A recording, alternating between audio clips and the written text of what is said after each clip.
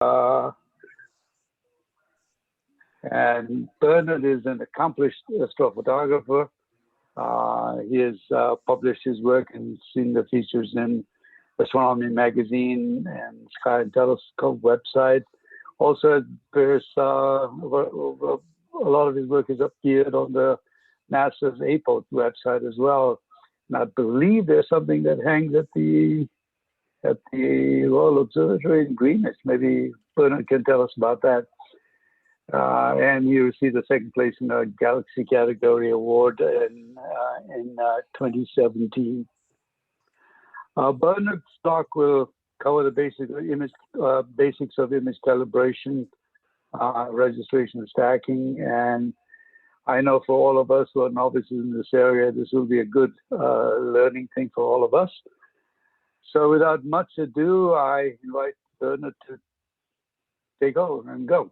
Thank you, Bernard, for being here. Oh, you're welcome. Hopefully I've got the right balance. I was told most people are fairly new to astrophotography or at least image processing. So if I'm touching on stuff that's known to everybody, we can always move forward. And what I'm going to focus on to begin with is, just the basics of getting a master luminance and a master RGB.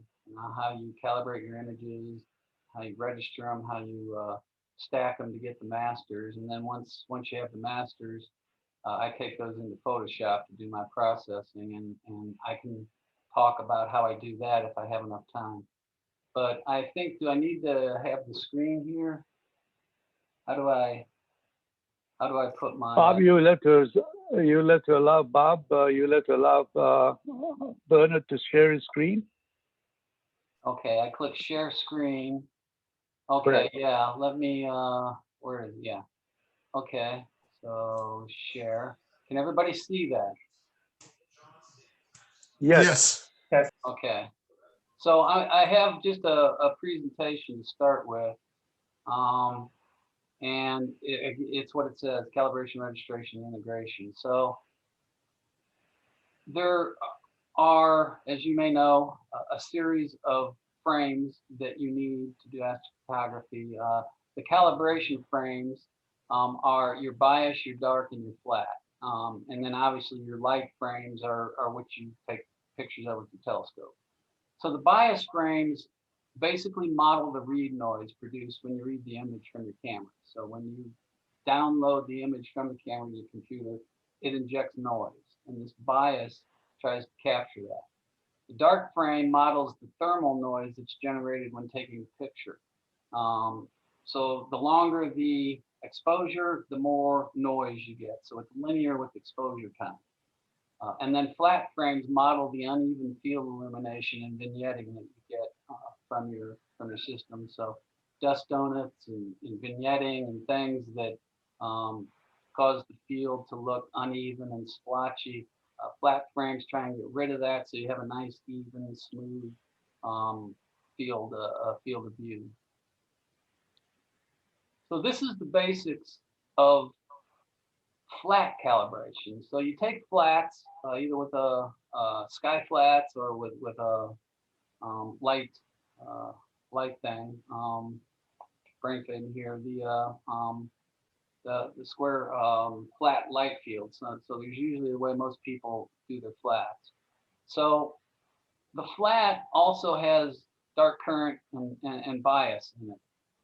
And then your dark frames also have a bias in it. So you create a master dark, and you have your master or your flats here, and you subtract the bias from both the master dark and the flat.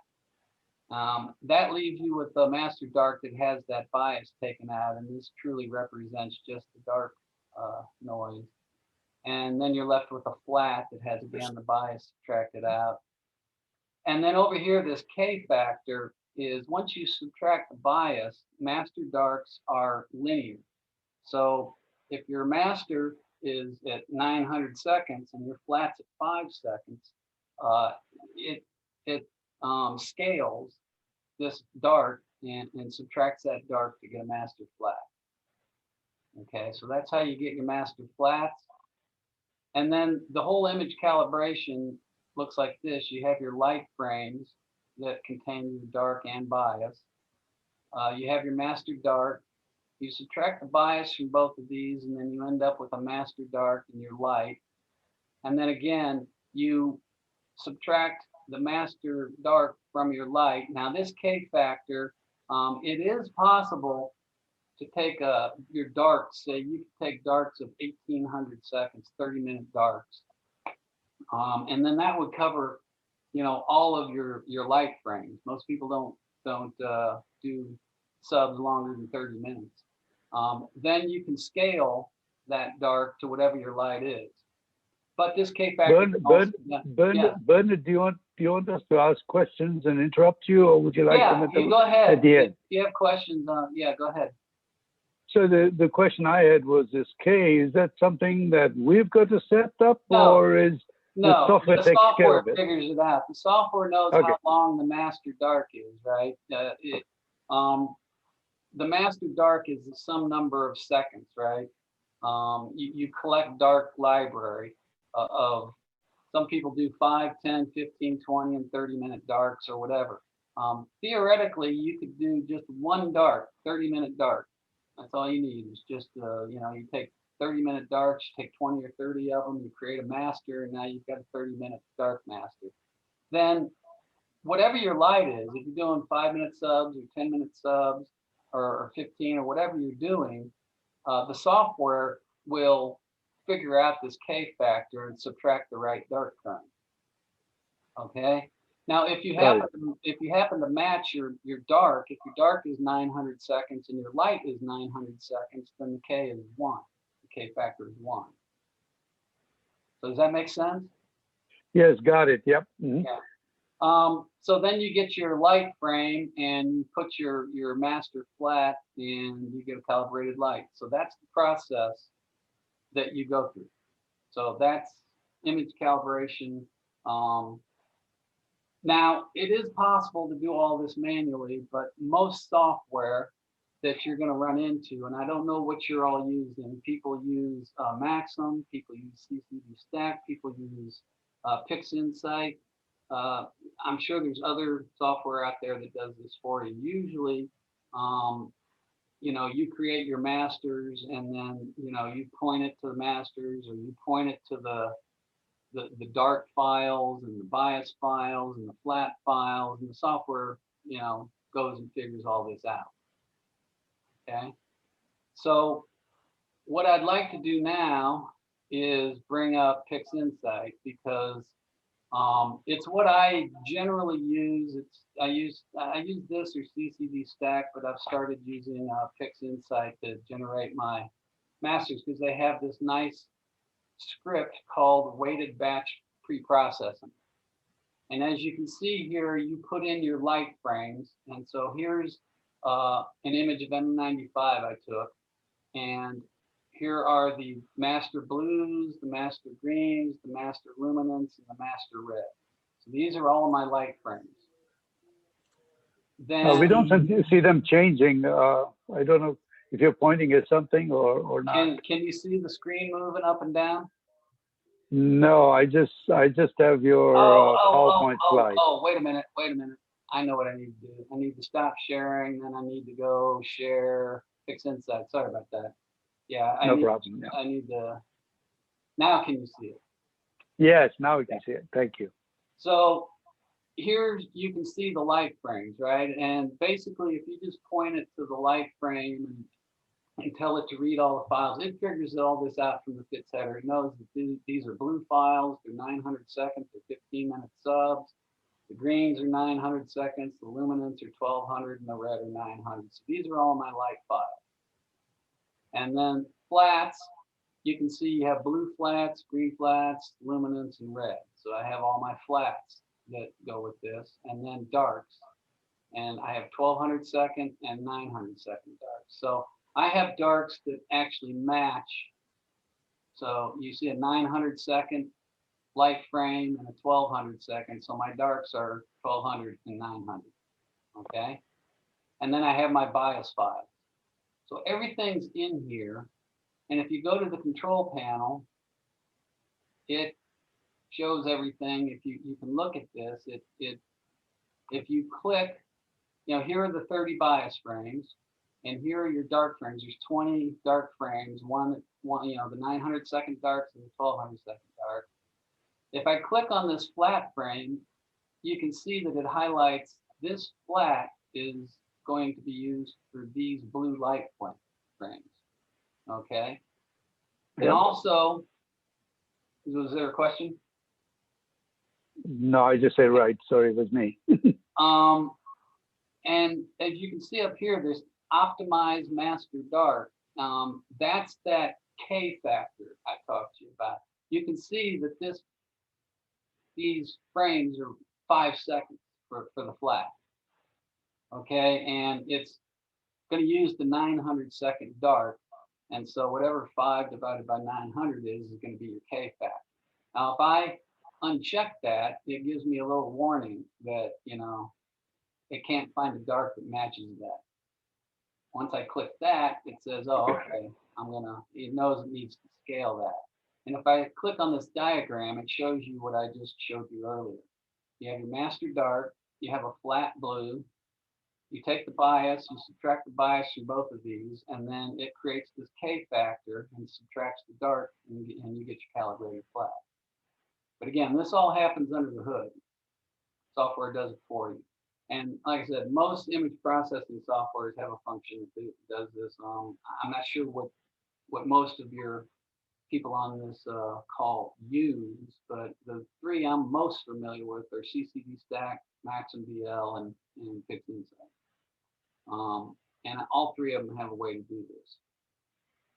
And then if you click on this blue frame, you can see that if you show the calibration data, it's exactly what I told you. Now you notice there's no K here because the dark and the light are the same time. They're both 900 seconds, so they don't need the K factor. And then you apply the flat, and you get a calibrated light frame. And then once you have all this in and everything looks good, you click on diagnostics, and it's just warning you that the frames will be calibrated using a master dark with a different exposure, which is fine. We know about that. So there's nothing in here that you don't know about, and so you're good to go, and then you click run. Now I won't do that because it takes quite a while, and it goes through and it does everything. It does everything I showed you in this diagram right here. It creates the master darks from your darks, it creates the master bias from the biases, it creates the master flats, and then it takes the lights and does this function on every single one of them.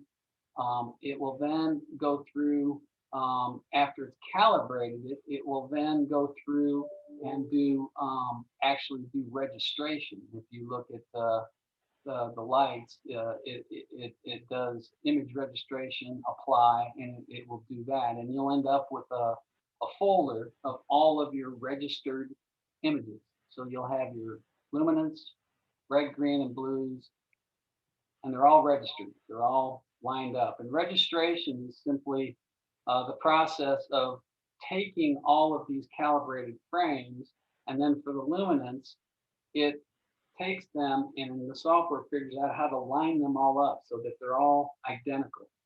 And then image integration, you'll go through and actually take those registered files and combine them into one master. So this thing takes you all the way through registration. It calibrates each one of these with your bias, your darks, and your flats, and creates a calibrated light frame for each of these. There's also something here called Cosmetic Correction, and if you do this long enough, you're going to find out that your CCD or your sensor starts getting bad columns or bad, I might have one in here. So I'm going to exit out of this. And if I file open,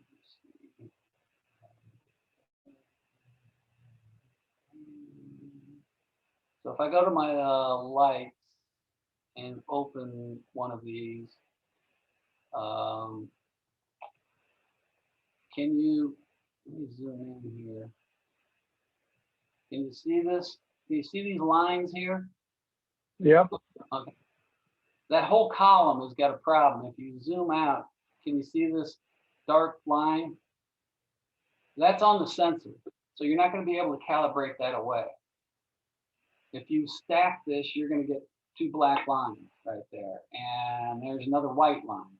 So these are just bad columns on the sensor.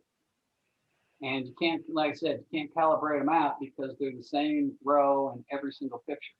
And so when you stack them, they're going to show up. So basically what you do is you create these, let's see if I can. So you create these, where is it? Yeah. So if I look at this defect list here, it's showing me all the columns that have a problem on my sensor. Each one of these columns has a problem. So what it does is when it's going through and processing these, after it gets a calibrated frame, it takes each one of these columns and it does like, it replaces that column with an average of the pixels on either side to get rid of that defect. Okay, so if you look at that, you saw the lines, and then if you go and look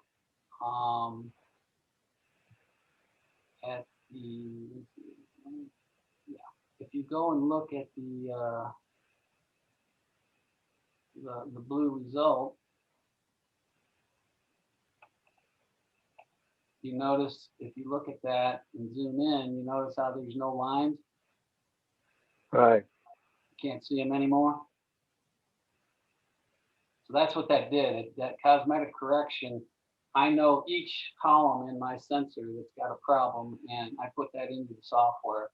And again, most software will have this ability to do this. If you don't, you're going to end up with black and white lines in your final master, and that won't obviously be good. You'll have to struggle with how to get rid of them, you know, when you're doing the processing.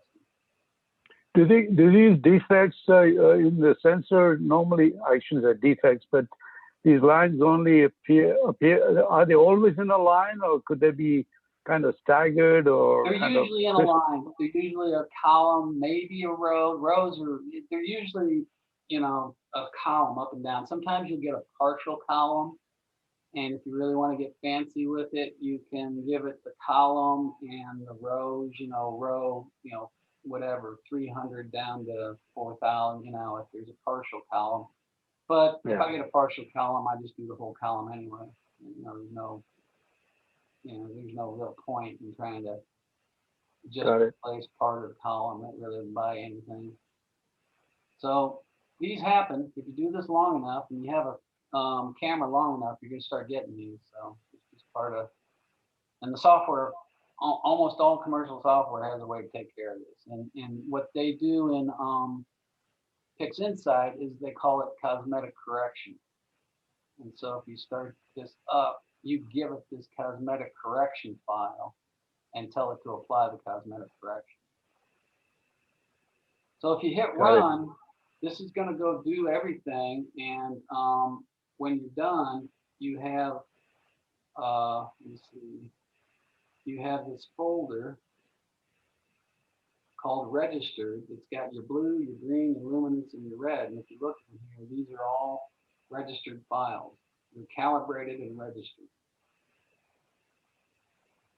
So now, if you look at any of these, you'll notice that they're all nice and flat and even, right? There may be some, if there's gradients in there, you take care of those later, but all those lines are gone. Any of your dust donuts are gone. If you have vignetting, it's gone because the flat frames have been applied to it. And you get a nice even, this lets you know that it worked basically.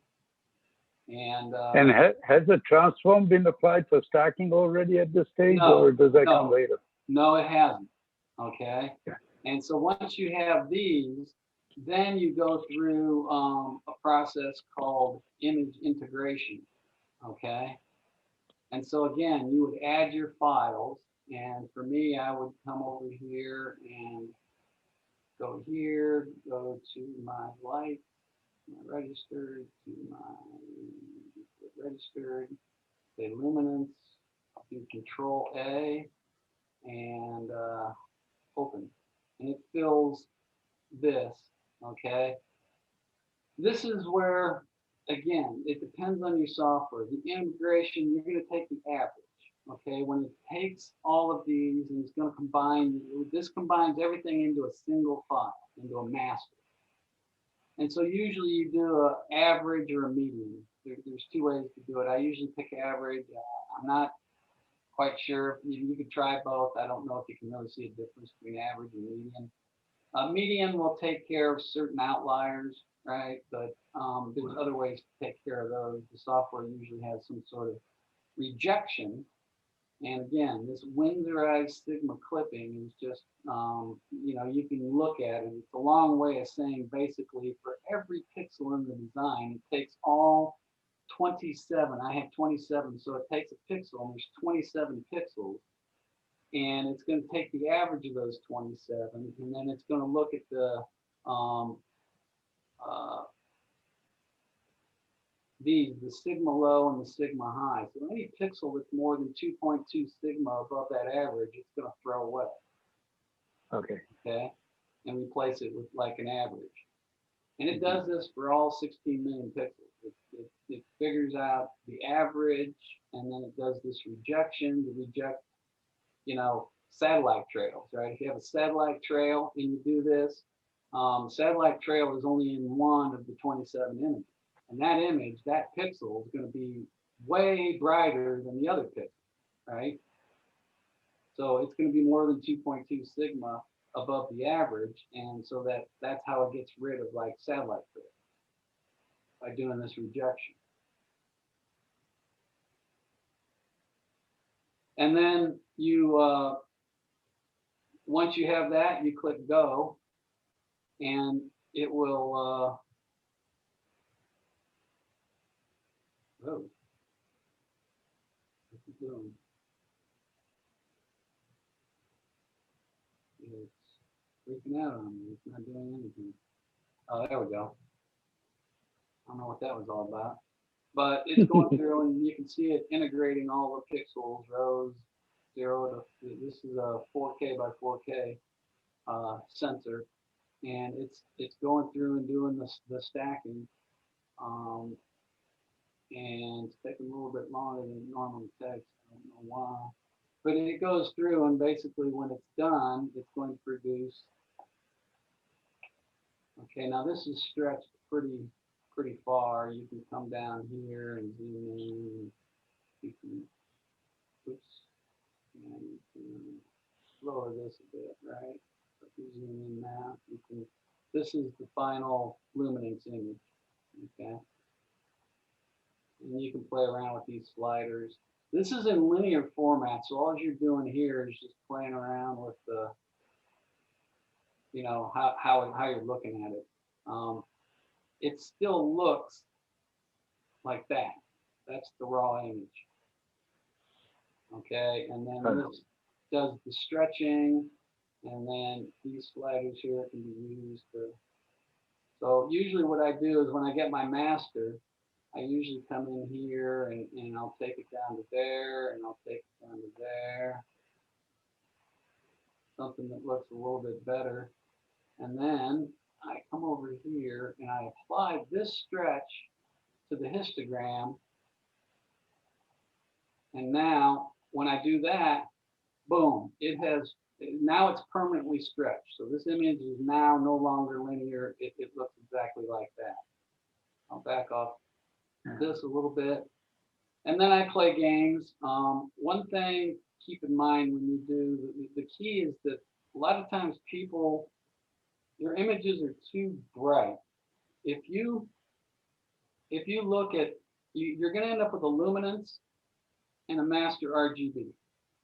And you're going to take that luminance and overlay it, put it on the RGB, and then the color is going to blend with the luminance. But if something's too white plus red will get you white. White plus Right. blue will get you white. Okay.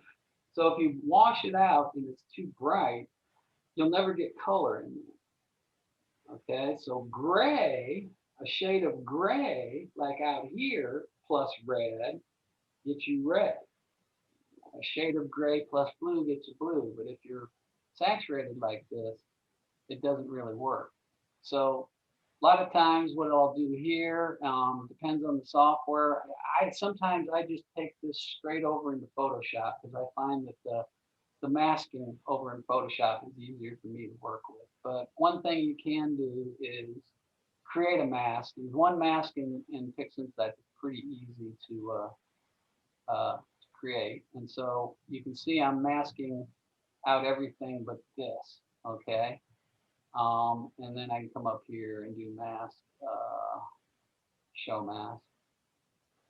Now what I can do is I can come over here and create a preview, and I can zoom into that preview. Then as I drag now you see what I'm doing? Now I'm making that inner core gray, so now you'll be able to get color in there. When I get it the way I like it, I'll put it over here and do it to this, and then I'll remove the mask, and that looks pretty good. And then I go through and the last thing I usually do here is there's this thing called TGV, which is basically noise reduction. You know, I'll apply this and I'll do some noise reduction, and that'll be my mask. So the objective of the mask was just to do the transform that you did only in that specific area. Is that correct? Exactly.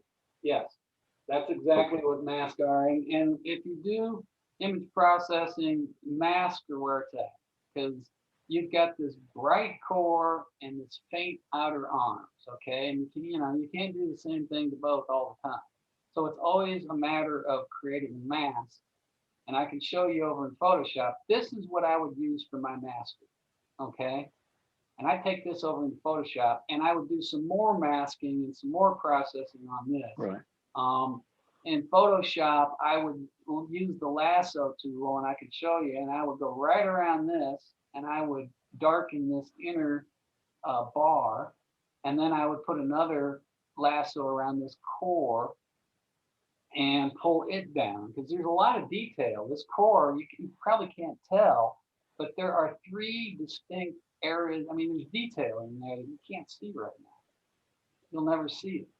So, so if you were doing something like the Orion Nebula and you wanted to bring out the triangulum, the 4 stars in there, this is what you do? Well, that's more complicated. What I do for the Orion is I'll take my normal, 15, 20-minute subs, and then I will create a series of subs that are like 10 or 20 seconds. And so I'll create my master luminance with the trapezium all blown out, but the nebula has got nice fine detail. Then I'll create this master that's done, 10, 20-second master, and the trapezium looks really nice. And there's a method in CCD Stack where you can substitute, you can merge in the trapezium that's got all the detail into the long exposure, and now you've got both. Or you can spend $55,000 and get a 24-inch plane wave and do 30-second exposures, and then you get a nice trapezium, but you still get the thing. But short of that, you got to do these tricks. I was on Telescope Live, and they had like, what was it? It was ridiculous. It was like a total of 6 minutes of exposures. There was like, I forget how many it was. Maybe it was more than that, but it was less than 15 minutes of total exposure, and it was just ridiculous what this thing was able to do. But what I do there is I have to take 2 sets of of images. I'll take a full set at, usually 20 minutes on my luminance and 15 minutes on my color, and then but then I create a full set of 10-second exposures in my luminance and 10-second exposures in my red, green, and blue. And I have to create a master long frame, a master short frame, and merge the two together. And then I end up with a master luminance that's got a nice trapezium and detail in the nebula, and then I have an RGB that's got nice trapezium and detail in the middle. So yeah, that's the process you have to go through, something like that. The only easy way is to get a ridiculously expensive telescope. 24-inch, I couldn't believe it. I may try it next. I may try it next year with mine. I don't know if it'll work. I have a 17-inch, which isn't bad, but still a 24-inch gathers twice as much light as mine. So I don't know. I thought I might try taking 30-second exposures, 20-second exposures, and see if I can do the same thing. It was let me see. Let me look at something here. You guys probably aren't seeing this, but let me. I gotta show you this because it was ridiculous. So let me stop sharing real quick and share.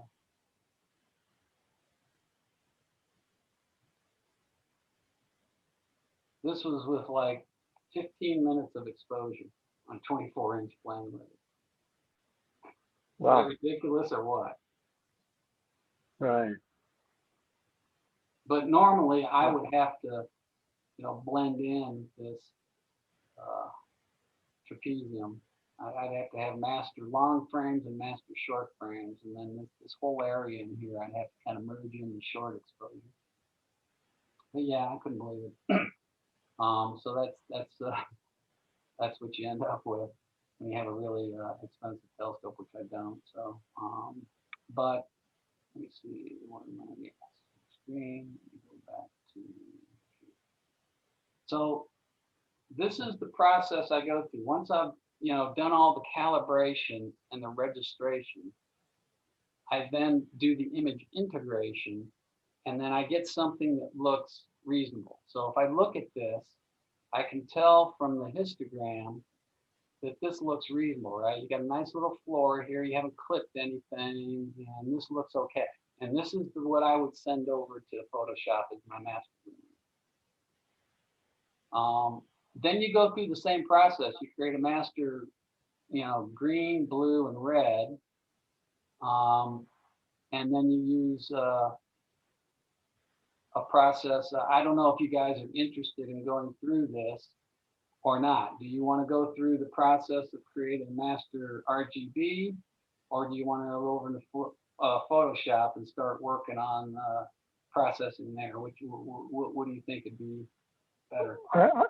I think we have a couple of folks who work with monochromatic cameras using filters, and maybe a quick rundown may not be a bad idea for those Okay, guys. that's fine. So anyway, I mean, you get the concept, right, of creating your master, right? And it's the same thing. I just created a master here for the luminance. I didn't rename it, but over here, you can see here's your master luminance, okay? And then here you get a master blue, and a master green. It's got a gradient in it we'll take care of later, and a master red. And then basically you go through process, and it's called channel combination. And you pick the red, the green, and the blue, and you click go. Oh, so it does it automatically for you, basically. It does it automatically, and then you get this thing, which you have to unlink channels, and there's your master RGB for now. Okay, it doesn't look like much now, but the next process I go through is there's a process called photometric color calibration. And I click on this image and I do acquire from image, and it finds out the RA, the depth, the day it was taken, the focal length of my telescope, the pixel size of the camera, and it's all good to go. And then you can create a little ooh, what did I do? Oops, wrong thing. Oh. I just draw a little rectangle here. That's a preview, and I go down here for my background, and I tell it, you know, this does background. Let me see what is this, image 17 preview. Click OK. It now knows, you know, everything it needs to know, and I just apply this to here. And what it's going to do is it's going to go through, and it's going to go out, and it's got, you know, all the stars in a big catalog, and it tries to find, I think what it does, it tries to find all of the stars that are like our sun, G2b stars. And it looks at those and analyzes them, and then tries to make those stars white. And so it figures out the weight that it needs for your RGB to get what we would consider color balance. Right. Okay. So this is, again, software. There's another free software out there called Calibrator. You can Google it, EX Calibrator, and it'll do the same thing.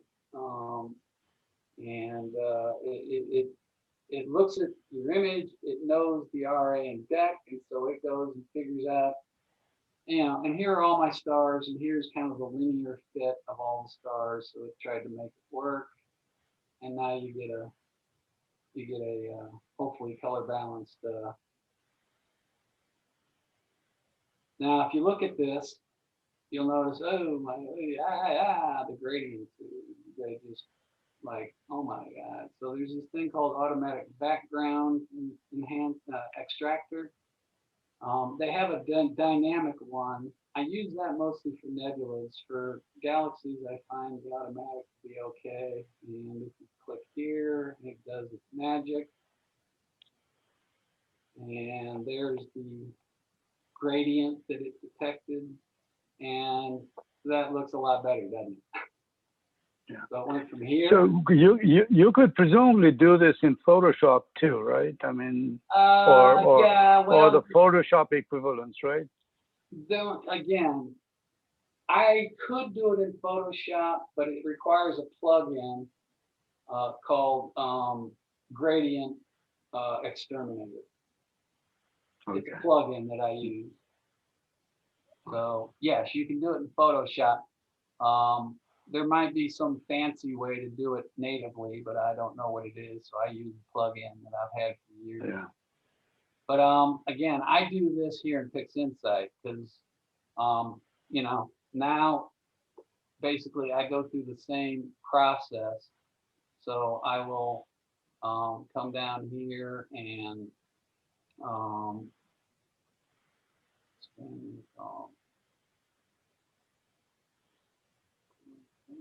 something like this. I'll apply that over here. Now it's permanently stretched. Okay. You know, I would apply again this mask to it. Kind of the same process. Mask. Show mask. I just don't want it shown. Then down here, this little circle says give me a preview. This little square here, you can draw a box and it will zoom into that area. And then I do the same thing. This is called a real-time preview. And you can give it to where you want it. Right. Apply that. Click OK.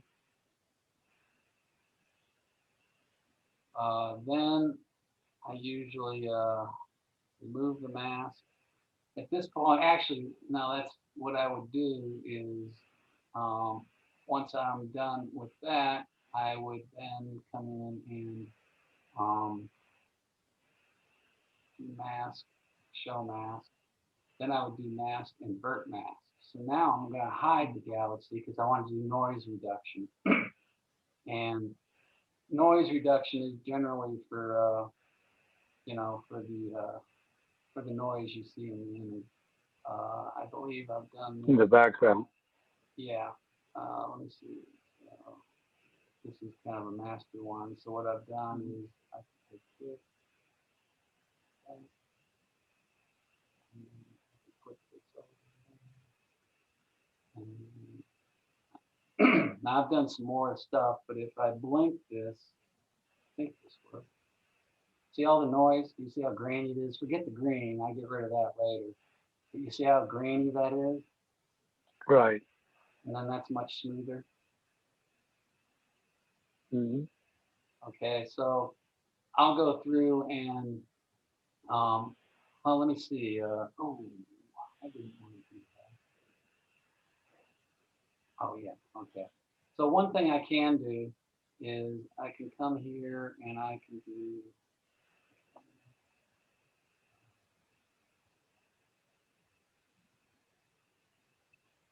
and I can click on the preview, zoom into the preview, and then this noise reduction, I can apply this. And the reason I made a preview is because this noise reduction takes a long time. On the full image, it would take a good 5-7 minutes, maybe. But so would that be a big learning curve for novices to get familiar with Pix Insight, or yeah, we could do quite. Yeah. We could be doing quite a bit with. No, with there's no doubt. Image processing is hard. Well, I don't know if you can tell there. You went from there. Oops, what did I do? Oh, I was looking at the preview. Okay, so I don't know if you can tell, but that's what it was. And that's, can you see the noise going away? Right. Smooths it out. So, yeah, image processing is hard. I don't want to scare anyone, but it's not easy. I've been at this 11 years. And, yeah. you know, I would suggest that you look up Warren Keller or Adam Block. They both have reams and reams of tutorials. They cost some money. Warren Keller's probably a little cheaper. I don't know. It's hard to say. They're both good. They're both good at what they do. And and I would spend the money to go through that. If you're going to do this thing, you may as well learn something. It doesn't have to be Pix Insight. I used to use CCD Stack, which would do the same thing. CCD Stack will create a master. It'll do the calibration, it'll do the registration, it'll create a master, it'll do all that for you. It's a little bit more manual. You have to go through and do it, but it'll work. Okay. But I went to Pix Insight because that script you saw, you just put everything in a box and boom, it just does everything. CCD Stack is more, you know, put your luminance frames there, calibrate them. After they're calibrated, you then got to stack. You know, it's just more manual process. Yeah. Okay. Yeah, I think a lot of us are using Deep Sky Stack or some, you know, some of the free programs that are out there. I would be amazed if they did not have a way to do the same thing. Yeah. I just don't know what that would be, right? Mask. So I can remove the mask, and so you would apply the noise, and then again, I have a flow where I then take the curves and I'm going to boost color here. I don't know if you can see from there. Do you see how the color got better? Right. And then boost the color saturation just a little bit more. And then I don't know if you can tell that green. Did you see? Could you guys see all that green? Those little green pixels everywhere? Right. Boom, they're gone. So you could pretty much do everything in Pix Insight is what I'm gathering, right? You can. Now, once I have my masters, I generally take those over into Photoshop because there's a whole post-processing. There's a way of combining the master luminance and the master RGB that I just find works better for me in Photoshop. You could create a complete, after you have, so this is the process I go through, and pretty much other than the noise reduction, which I didn't do on this one, but I did it on another one, and I ended up, this was my final color master, okay, that I took over into Photoshop, okay? Yeah. Now, again, you could, I could do this, and I could do process, LRGB combination, which is there. I can come over here and get rid of this, and this, and I can make this master L, and then I could do that, and it's going to take the luminance and put it onto the color and combine it. And again, you can see that. So maybe we could just take a breather and see if people have any questions. Yeah, I mean, like here, but basically there was a lot to digest. there's a whole lot. So let me go through. Let me pull this up again and make sure everyone understands this concept. Okay, because this is what you use to create.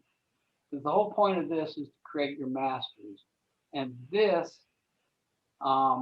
will calibrate each of your frames. So it'll go through this process. It takes your master dark and your master light, subtracts the bias from both of those, then it subtracts the dark from the light, and then it takes that frame and applies the flat to get you your final calibrated light frame. Now, if you have column defects in your CCD sensor or your CMOS sensor, whatever you have, then you need to do this cosmetic correction, and you need to get rid of those columns. That would be another step. And what did you say most people are using? I think at least I'm using the Deep Sky Stacker, and then I just move into Photoshop. So yeah, Deep Sky Stacker, I guarantee you, is doing the same thing. Okay. Yeah. It doesn't tell me what it's doing, so I assume that that's going on in the background. But you give it the bias frames, you give it the dark frames, you give it the light frames. Yeah. Right. I don't know for sure, but I would be amazed if they're not. Every single software out there that's creating a master frame is doing this. Yeah, but the instructions I had for the Deep Sky Stacker was that you also create your dark frames with the same exposure time as your lights. Well, it could be they don't. Maybe it doesn't do maybe it doesn't figure out the K factor. Right, that's what I thought. Yeah. Pix Insight, Maxim DL, they will figure out CCD stack. They will figure out the K factor under the hood. So you can use a dark that's longer than your light, and it scales. Now, if Deep Sky Stacker says they have to be the same length, then it doesn't do my guess is it's not doing the scale. Yeah. So, yeah. But anybody else in the audience who have questions or comments? I'd really like to hear from everybody. I mean, Bernard is here to answer questions as well. So yeah, and please tell me you're recording this. We are recording this. Okay, right? It's recording. Okay, because obviously I went through stuff maybe a little quickly, but hopefully you have the recording you can go through. But the whole process of what this does is this gets you registered calibrated frames. So it does calibration and registration. And then there's a separate process where you create your master luminance, your master red, your master green, and your master red, green, and blue. Yeah. Then, you know, you tidy up the master. What I do, you know, the process I go through is once I have my master, I go through the process of cleaning it up a bit by, you know, like I said, by stretching it. So when I look at this, yeah, that's gone through the automatic. Yeah, I did some histogram. So I mean, I could have done a little bit more on this. I don't. It looks like I didn't apply the mask and do this. I probably did it over in Photoshop. But basically, you know, I apply the mask and I back off the intensity on the inner core a little bit. Then I apply the noise reduction, PGVD noise, and then that's pretty much it. I'll call that good and send it over to Photoshop. I have my master luminance. I've got two questions. Uh-huh. I'm a Maxim user, so I'm not familiar with Pix Insight. I was wondering, will it do the alignment with different plate scales? Because I typically bin differently for color and monochrome, for luminance in the color. Yes, they should upscale. Are you talking about binning? Yes, I normally bin bin my luminance at 2x2 and my color at 3x3. Yeah, then it should be able to. It's been a while since I've used Maxim, but I'm almost positive that it. Well, Maxim does great. Maxim does a great job with it. I just didn't know if anybody else, any other software did that. Yeah, Pix Insight will do it. I know CCC Stack will do it.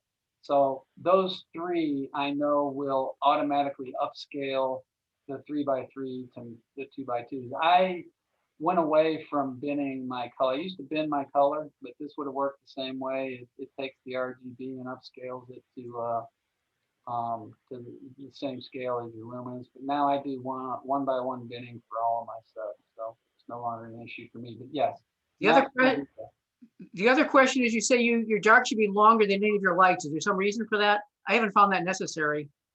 Your what? My dark frames have to be longer time duration than my light frames. Well, the advantage of doing that is that you can have one master dark. You can just take 18, you know, like 30-minute dark frames. I understand that, but it doesn't seem to have a problem taking a 5-minute dark and using it with a 10-minute light. 5-minute dark. Ooh, that I don't know about. I mean, if it's linear, it shouldn't matter whether you're scaling upward or downward, should it? It shouldn't. I guess, yeah, I just never did it the other way. In theory, yeah, I guess it should work. Yeah, there's no reason why. It just dawned on me. I've never done it the other way. I was just lazy and didn't want to spend that much time taking darks. Yeah, well, you know, I did the library, but what I used to do is I used to just take, you know, one full moon, I would just kick that thing off overnight and I'd take, 20 or 30-minute darks, it's like 10, 11 hours, just let it rip. And then I'm done, right? I got a bunch of darks and they're all 30 minutes long and that's it. I just have one master dark and it works for, I'm never going to take anything more than 30 minutes. So it works that way. Another way to do it, you can take, again, I just never thought of doing fives and upscaling. The software will do it. I just couldn't sit here and tell you if there's, maybe it's not as accurate. I don't know. One other question. Can this software handle narrowband also? Yes, it does. I tend to create my masters and then go to Photoshop to combine them. But they do have software in here that'll combine them, but I don't like it, so I use Process in Photoshop. Okay, thank you. Mm-hmm. Any other questions before Bernard moves further? I mean, again, I can go into more detail. I can take you through.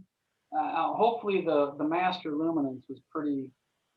I mean, right? You create the master, you then have to stretch it to get it the way you want. And that's kind of the hard part. It's easier to show you in Photoshop. That's why I don't spend a lot of time. This is not the way I would like, this isn't the way I'd like to do it. I would not use this master.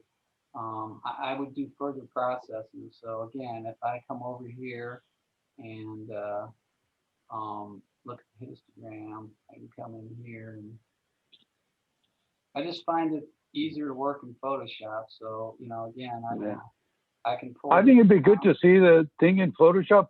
I've got a very novice question that's at the back of my mind before I forget. Can I get it out right now? Can you what? I've got a novice's question, you know, Yeah. somebody starting out, and this is something I'm struggling with. Uh-huh. Even before I get to stacking and all that, I'm always struggling with determining the best exposure time and overall length of exposure. Are there some ways to do some experimentation, establish a guideline for doing that? I know that, you know, everything that you try an image and when you're imaging and all that is going to come into play. So I just wonder if there are some guidelines. One of the reasons why I ask is because I was playing with my new setup today and stacking away, and suddenly it wouldn't stack and tell me these are not stackable.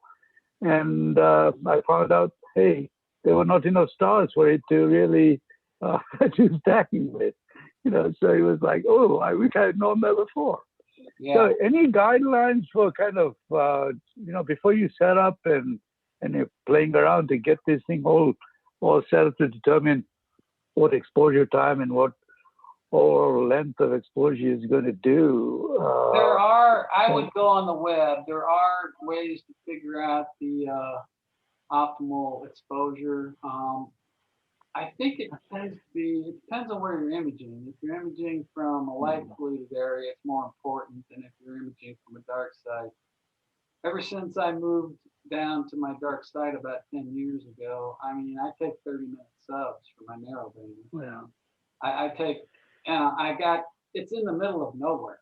I mean, it's like black on the, there's zero light pollution. So it's not, you know, the sky, it's not sky limited. So I take whatever I want. And I've found that 20 minutes for my luminance, I usually take 9 hours. That gives me 27 subs.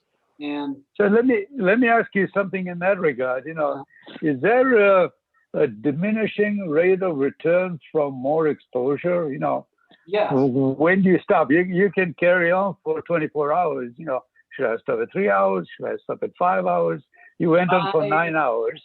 I usually go to 9 hours because that gets me. It's kind of like noise goes up as the square root of the number of files that you have, and the signal goes up linearly, right? So if you have 27, that's like you improve your signal to noise ratio 5 times over a single image.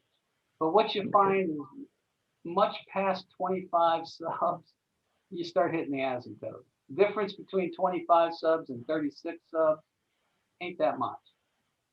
That's what I was thinking. That's what I was wondering. Yeah. You know, Yeah, I mean, even sometimes I do 7 hours.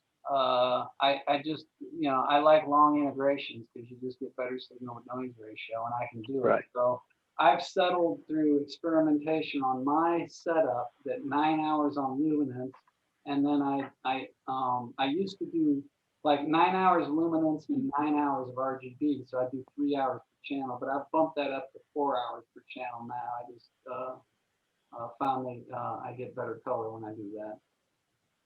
So it's been a long time since I've looked at trying to figure out optimal exposures, but I think that the difference between, you might not notice the difference between I don't know, 6 hours and 9 hours. It might not be, it depends on your setup, right? Your camera and things like that. But I think the difference between 3 hours and 9 hours is going to be noticeable. I think you're going to get a lot more faint detail with 9 hours than you will with 3 hours. But good, thank you. Yeah, more is better, but yeah, I think anything above 9 hours, I don't know. There's a couple of nebula, or the only way that would make sense is for narrowband. I could see spending 40, 50 hours on a narrowband image because, you know, it collects so little light. I have to do 30-minute sub with my narrowband. And so, yeah, some narrowband, some objects are so faint that you might get some advantage of doing 40 hours of integration on it. But there's not many like that. Any other questions? Are there any other questions about creating a master luminance and a master RGB? Is there anything there? Because I guess we're already up to an hour, so I guess we can stay on this. I don't know, unless you guys want to stick around. I don't know if I have enough time to really go into Photoshop finishing. I could do that. I could come back if you want and do that, or I could, you know, again, answer more questions about this. Bob, any questions? Or Larry, or I don't know. None for me. I mean, I really appreciate it, Bernard. This has been very, very helpful. And I would really enjoy seeing your Photoshop on a second return sometime in the future. I think Photoshop is where the magic happens because, you know, the masters are a starting point, but bringing out the detail, because right now when you look at this, it doesn't look like much, okay? And when I do that, the main thing you want to do when you do your master luminance and your master RGB is you need to, you really need to manage the brightness. You want enough brightness to get detail, but you don't want to get so much. So if I come over here, again, and that's where masks come in, because when I look at this, it's not bad. You get some nice detail here in the arms, but this is just too bright, okay? And I can just pull this down. Right about there, okay? Can you, let me get out of here and apply this. If I look at that. Okay, can you see this detail in here in these dust lanes right in here? You can't really tell in here, but there's detail in here you can't see. But if I go from here to here, can you guys see more detail? Look at how washed out some of this stuff is, like right up in here and right in here. And then when I do it, there's detail here. There's dust lanes that are more prominent. And so what you can do, let me stop sharing just to go over to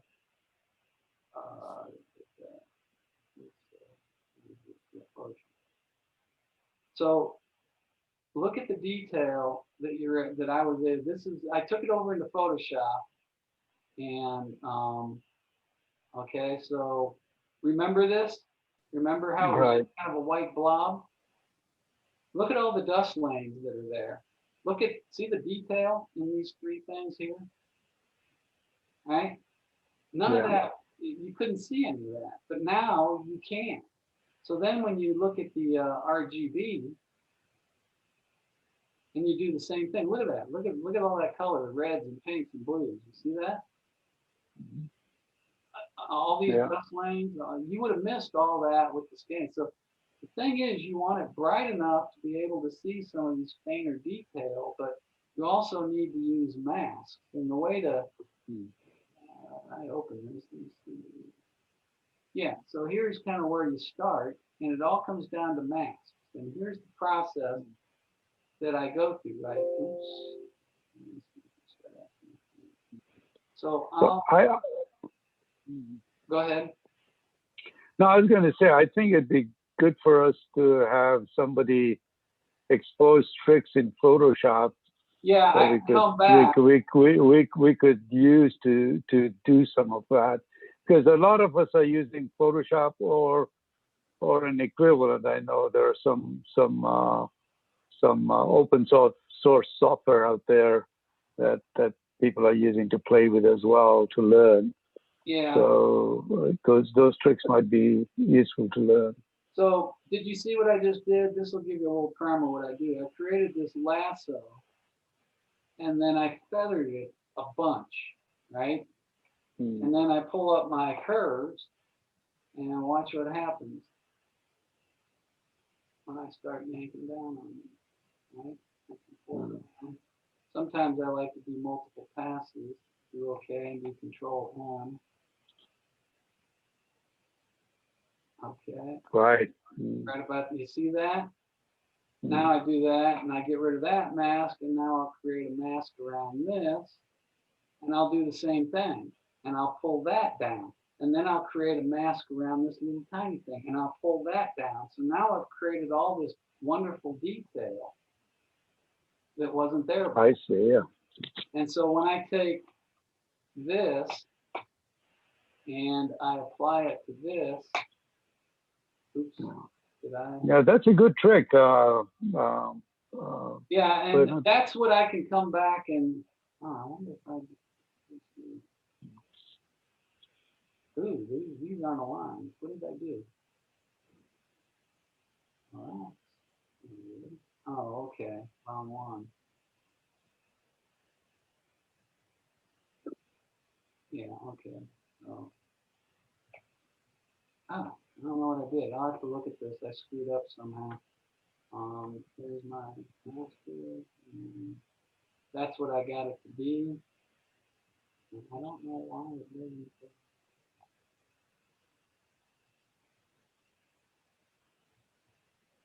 I think we grasped it. Yeah, but I can go through this whole process because now the key is from here. Wow, that's really weird. I must have cropped this or done something. So maybe we can have you come back and Yeah, because it will take me do an us hour to go through this because the key to doing this now is applying this, and there's some filtering techniques and smoothing techniques and masking techniques that really take it down to let me see if I can find that. What yeah, version because are you using? go ahead. Yeah, what version of Photoshop are you using? The current one. CC, the Photoshop CC, it's called. TC? CC. CC. Yeah, Charlie. Okay. So that's what I eventually ended up with. Wow. Nice. It's beautiful. Yeah. So that just, and this basically came from that master luminance and RGB, and boy, I'm glad that I didn't have enough time because I screwed this up somehow. My luminance, my RGB aren't matching, so I'll make sure I take care of that next time. But anyway, that's from that to that. Now there was a little bit more that went into this. I did take some H alpha for this galaxy, and that H alpha I was able to blend in. I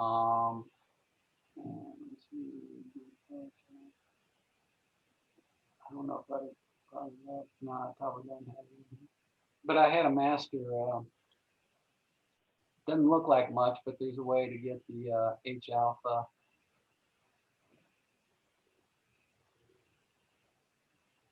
So that's the H alpha that goes with the galaxy, and you can blend that in to the galaxy.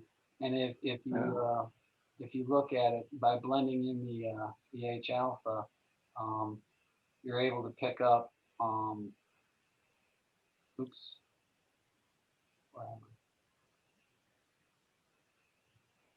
you're able to pick there's a lot of this, the inner core has some red, picked up a little bit more of the purples in here, which is like the star forming region.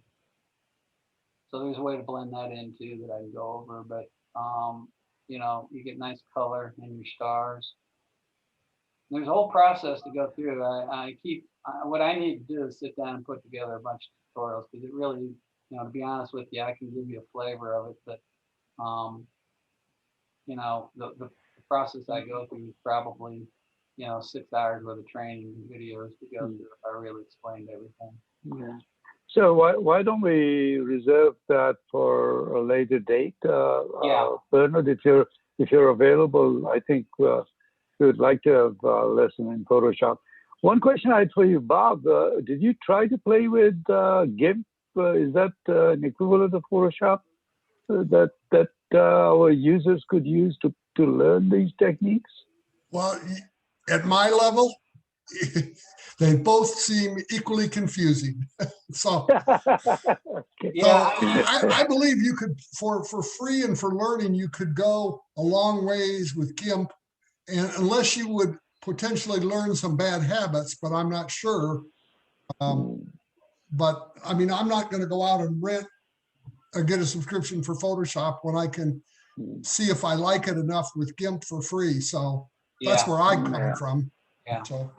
Well, again, a lot of times, a lot of these things, I mean, everything I do, you can do in Pix Insight. I just find it harder to work with. It could just be that I started in Photoshop and I know it well enough now. But I think the key to this stuff is mask. Okay, masking is everything. And I find it's the whole, well, you saw there, I took a lasso tool and drawed a circle around it. That's it, I'm done. In Pix Insight, it's an ordeal. I mean, it's not easy to do. It just isn't. I mean, you know, the Pix Insight of people, I said, no, okay, I can take, and I've even got a tablet with a pen, and I can draw a circle around it, boom, I got a mask. It takes me literally 3 seconds, or however long it takes me, you know, maybe 6.8 seconds. You can't do it in less than 10 minutes over in Pix Insight. It's just too hard. And until they get their arms around masking, I'm never going to use it for everything. But it does do a good job of the calibration and the registration, and then you do the image integration. It does a good job of getting a nice master to work with over in Photoshop. In Photoshop. And then in Photoshop, I can go to town on masking. I know how to do mask. I know how to create star masks. That's probably the hardest thing to do, but I think it's easier to do in Photoshop. And I can process this, and mask it out. I can go, you know, I can go in and create a star mask, and then I can boost the color in just the stars, but not the galaxy, or vice versa. And it all comes down to mask and knowing how to do that, because, you know, sometimes you really want to boost the color in these outer spiral arms, but you end up with these electric stars. I mean, you know, some people even say my stars are too distracting. I like color in my stars, but sometimes when you're trying to boost the color in these spiral arms, your stars can just look like they come with a battery pack. You know, they're just electric. It's like, oh, that's too much. That's too much. You got to take it down. So you create a mask. You can boost this and mask out everything but the galaxy. And it's just That was good, Bernard. Yeah, sorry. So you know, to be honest, I could probably come every day for the next year and a half. Don't get discouraged, but image processing is just about as hard to master as the telescope. It's a 50-50 thing. And always keep in mind that image processing can make good data great, but it ain't going to make bad data great. Okay? Right. You can do so much with processing, but if your tracking's off and your focus is bad, you just ain't going to get something like this. Just ain't going to happen. Right. So keep that in mind. Well, a lot of us are taking baby steps. I mean, you know, we've got a few experts. I know I am taking baby steps. So you know, it's been enlightening to see Pix Insight, and also I learned a lot about masking. So I'm going to practice some of these lasso techniques as well on things I've been working with. So I appreciate that. Mm-hmm. Yeah. It's you know, don't get discouraged, but it is a learning curve. There's no doubt about it. There's definitely a learning curve. I wonder if I have that.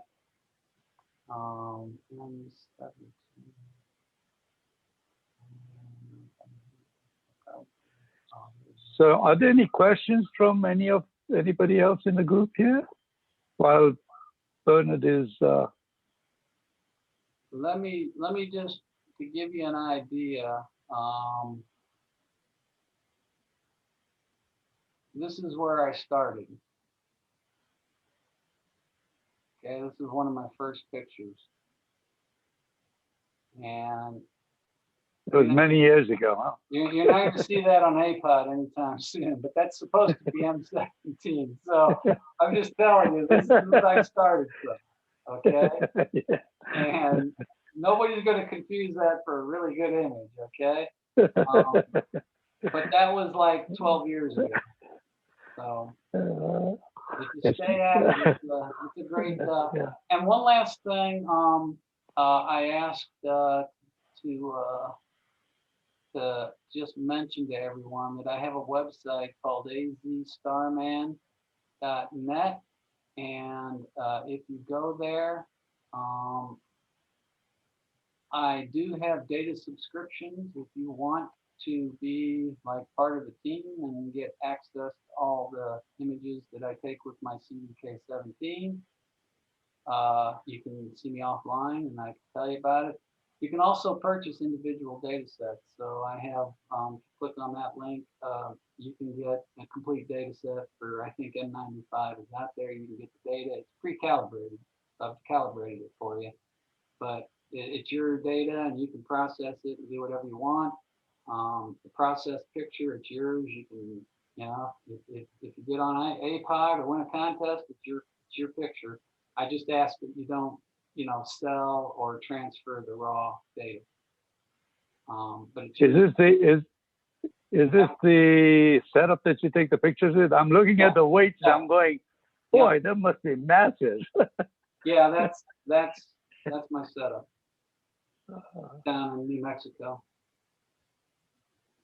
All right. I really appreciate your time, Bernard. No problem. It's been nice meeting you on Zoom, and I hope that we can get you back maybe to teach us some more tricks on Photoshop. Yeah. So if there are any further, yeah. You have my email, right? You can Right. share it with the team, and if anybody has questions offline, feel free to email me. I'll try and answer them. Appreciate you making yourself available to questions. Thank you so much, everybody, for participating. And Bob, thank you for use of your Zoom facility. Huh? Thank you.